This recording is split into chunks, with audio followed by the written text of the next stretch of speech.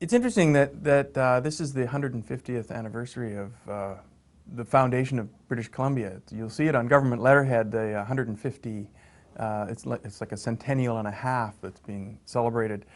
In 1858 was the Fraser River Gold Rush, and that was the triggering event to form a colony because the British Empire was concerned to form a colony.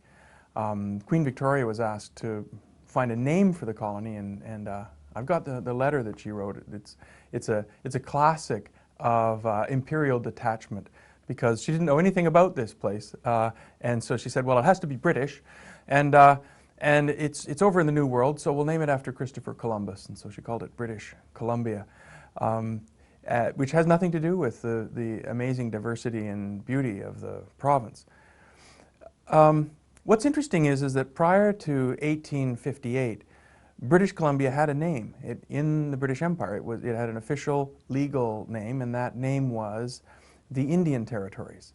And that name was changed in 1858 from the Indian Territories to British Columbia. And from that point on, the British and then eventually Canadian authorities have systematically ignored the Indian rights that used to be here and still are latent but unrecognized.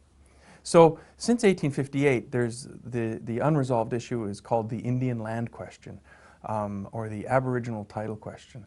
And that's a huge problem.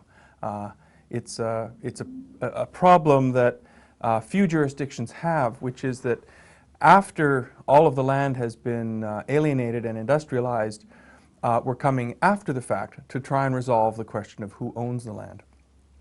It's very difficult. It's a world-class problem.